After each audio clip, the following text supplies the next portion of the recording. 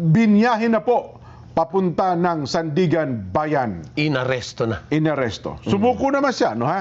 Kasi po noong Biyernes, siya ay nauna na po nagpiyansa sa Sandigan Bayan din sa kaso namang kinakaharap niya rin po na graft cases. Kasong graft naman yon. Pero sa araw na ito, yung pangalawang kaso, plunder, nako, no bail po ito. No bail yan. No bail. Unless may prove niya yung kanyang innocence bago siya makakalabas. Ganon. Ayun. Dahil plunder. Or, i-grant ng Sandigan Bayan na pwede pala yun. magkaroon siya ng bail. Mamaya po, mayroon silang mga motion, mga petition. Pero siyempre po, alam niyo naman, mga ganitong mga pangyayari, tututukan po natin yan. Hindi na po siya lumaban. Mukhang kusa na po si Senador Jinggoy Estrada na hinarap yung mga arresting officer mula po sa PNP-CIDG at siya naman pala ay nasa Senado. No, mula sa Senado, sa kanilang tanggapan ay bumaba na po siya para personal pong isuko ang kanyang sarili sa mga arresting officer. Yun po. Sabi nila, bakit siya mabilis sumuko samantalang Senador Bato de la Rosa nagkaroon pa ng konting tensyon? 'Di ba? Dahil yun, bulagaan yun eh. Bulagaan? Yun, nabigla ba? Kaya nabulaga. Ayun. Kaya nagkaroon ng takbuhan, pulasan, di ba? Nagulat. At saka iba ata ang sitwasyon kasi Senador Bato, pag nahuli, mukhang rekta na eh. Pero ito, ang nangyari dito is nagkaroon ng proper coordination. Yan. Kaya pag may proper coordination talaga, gaya ng sinasabi natin dito, nung una pa, walang mangyayaring ganyang pulasan, takbuhan, awayan, at higit sa lahat, putukan. Yun, walang ganon. Dahil may koordinasyon Yun, kasi kung may koordinasyon, pwede naman sabihin, pwede bang tapusin nyo lang seksyon namin? Pagkatas sa seksyon, tsaka nyo hulihin. Pero sa Senador Bato, mukhang wala rin man talagang balak magpa-aresto. Kasi nga, iba ang kanyang sitwasyon kung kumpara kay Senador Jinggoy Estrada. Dahil ang sitwasyon niya, siya'y dadalhin sa dahig. Yun ang sa kanya na, naku, hindi ako sasama, hindi ako susuko dahil ako'y dadalhin sa Hague. Kung ako may magkakaso at ikukulong dito ako sa Pilipinas, yun yung nais niyang mangyari. Pero, siyempre, yung warrant niya ay galing Hague. Talagang doon siya dadalhin. Bagamat, ang reglamento dapat dyan, kung merong ganyan, ipipresenta mo pa rin sa local court natin. Maging ang ICC, ganoon din ang ina-advise Nagtataka nga lang ako dito sa atin, bakit hindi yun ang ginagawa Pag hinuli, may nakaabang daw na sasakyang panghimpapawid para ituloy na siya agad sa dahig. Libre pa masahe pa yun. Mayroon ka pang entourage. Entourage pa yun. Si Senador Jinggoy Estrada po naman, iba ang kanyang sitwasyon. Siya po ay naharap sa kaso dito po sa atin at wala naman siya wala naman siyang kasong kinakaharap sa ICC. Dito po sa lilitisin at dito rin po sa makukulong sa kung saan po magiging desisyon ng Sandigan Bayan. Kung siya ba isasama sa kanyang kosa na si Senador Bong Revilla, at kung saan din ho ang disposisyon na siya ay makulong. Pero kanina, bago ho siya sumuko, ay nagkaroon siya ng maikling press con Pwede ba natin iparinig yun direct? Yung maikling press con ni Senador Jinggoy Estrada, bago po siya tuluyang sumama sa mga tauhan ng PNP-CIDG. Sige po, ayan. Panoorin natin, Senador Jinggoy. I'm already receipt of the warrant of arrest against me by the 5th Division of the Sandigan Bayan. Nais ko lang pong bigyan din ng mga bagay na ito. I will remain firmly with the majority bloc under the leadership of Senate President Alan Peter Cayetano. Hindi ako matitinag sa anumang panggigipit, pananakot, political maneuvering para talikuran ang aking paninindigan. I will not yield to threats. I will not be intimidated. I will not be pressured into surrendering my independence of judgment. I am giving instructions to the Senate Secretary to to put on hold my salary. Personal kong pasya ito upang ipakita sa sambayan ng Pilipino na wala akong intensyon makinabang sa pondo ng bayan habang nililinis ko ang aking pangalan. At higit sa lahat, hindi ako papasailalim ng kustodya ng Senado. I will not seek Senate custody. Hindi ko gagamitin ang Senado bilang panangga laban sa mga aligasyon sa akin. Nakahanda akong ipagtanggol ang aking sarili sa hukuman at hindi ako magtatago sa likod ng institusyong ito upang umiwas sa proseso. Ipagtatanggol ko hanggang sa huli ang aking sarili para patunayan na walang batayan ang mga paratang sa akin. Kalokohan ang lahat na ito. Mismo ang Senate Legislative Budget Research and Monitoring Office o LBRMO ang nagsabi sa Ombudsman na wala silang anuman dokumento o record na nagpapakita na ako ay nagpasok ng anuman insertion sa 2025 national budget. Ang mahalagang impormasyon nito ay kinilala pa mismo ni dating Senate Blue Ribbon Chairman Senator Panfilo Lacson bilang isang makabuluhang ebidensya na sumasalungat sa mga aligasyong ibinabato laban sa akin.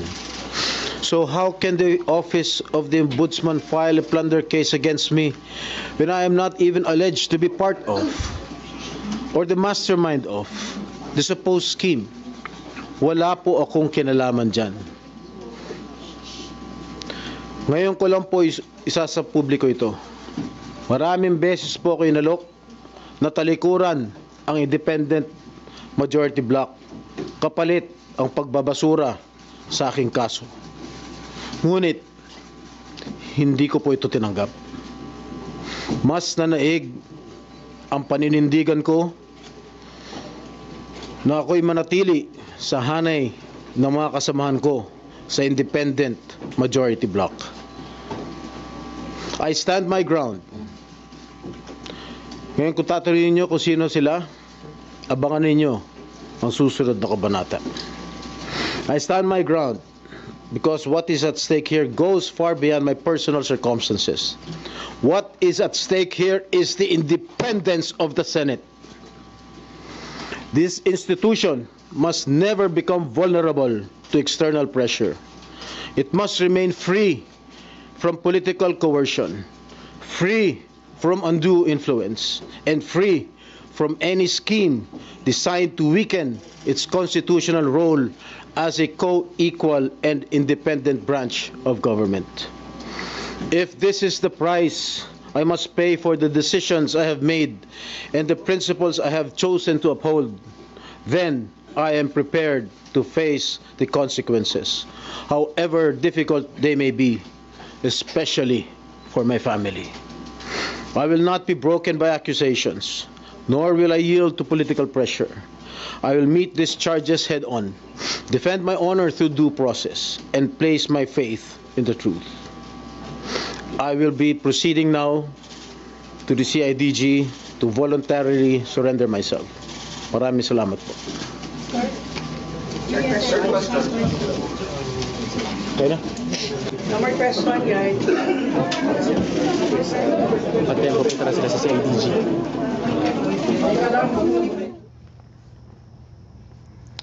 So yun po, personal din pala silang sinundo no ni Secretary John Vic Remulla. Ganyan din yung yung ginawa kay dating Senador Bong Revilla, ano?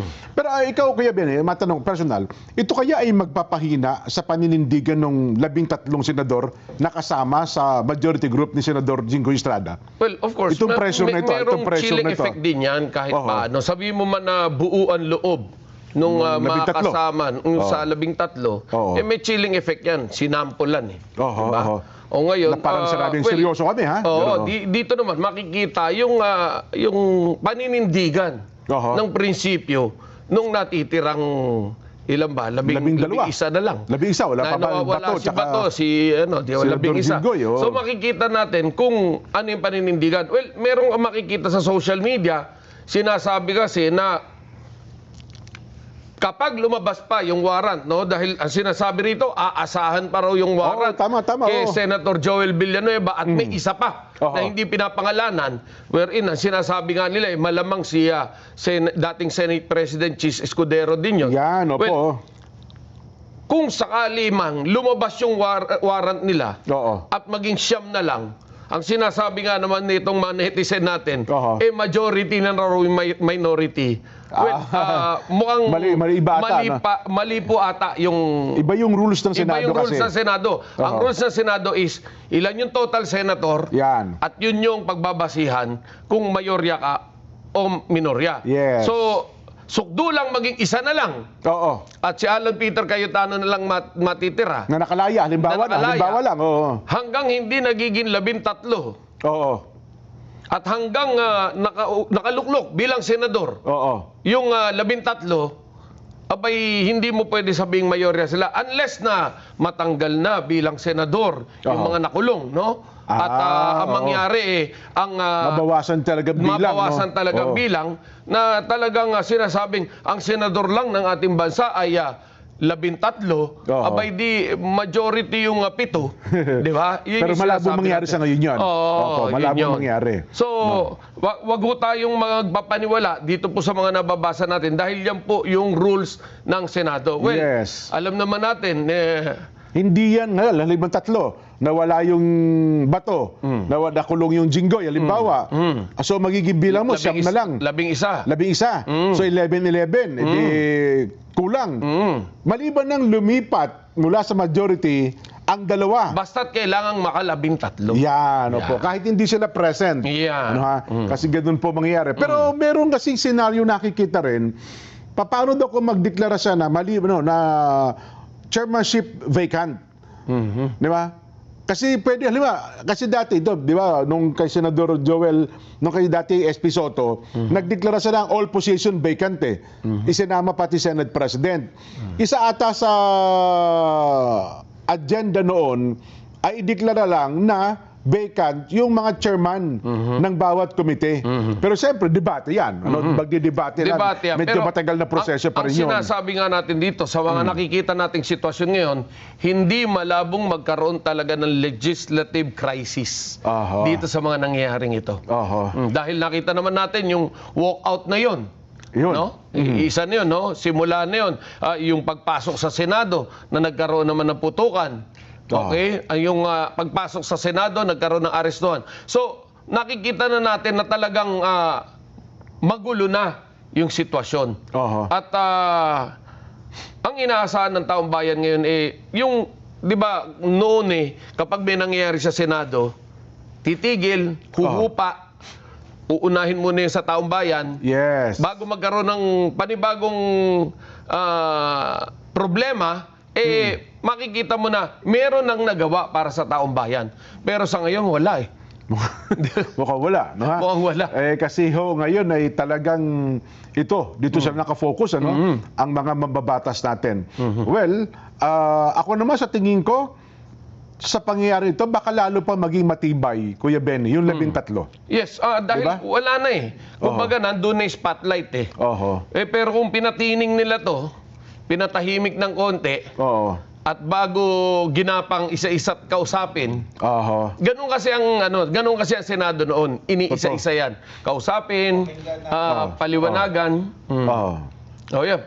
Pakinggan daw natin. Sino to? Attorney Powa. Si Attorney Powa, pakinggan natin. Hindi, impeachment ito. Lagay nyo kasi sa prompter para alam namin, yung paki-advise kasi para tayong, so tuloy mo, tapusin natin yung punto na to, tapos lipat tayo sa impeachment. So, nawala tuloy tayo. Nawala tayo. Saan tayong tagpo? Basta, ang sinasabi rito is hindi talaga mangyayari yung magiging mayorya ka na ang bilang mo 11. Pero ako sa bandang rin, sana mabuo agad yung Blue Ribbon Committee. Yung Maribay maganda natin ito. Yes, mabuo at mabuhay yung, alam mo kasi malaking katanungan yung nakabitin sa isipan ng ating mamamayan. Isa ka na dyan, isa na ako. At syempre yung maliliit nating Juan de la Cruz tungkol dyan sa flood control na yan. Alam nyo, maraming pangalan dyan. Alam nyo, bilang si Benny, bibigyan natin ng benefit of the doubt. Marami pong pangalan na binanggit dyan na talagang wala rin kasalanan. Ay, tama ka. Hindi po lahat ng binanggit ni Saldico, lahat ay may kasalanan. Hindi po. Meron po dyan na talagang wala rin inalaman. So ano pong gagawin? Pati sa nabanggit ng 18 soldiers, di ba? Yes. Meron din po doon. Patutunayan natin siguro yung bagay na yan. Siguro mas maganda, buksan yan, imbestigahan, at nang malaman kung ano talaga yung totoo. Yan. Di ba? Mamaya,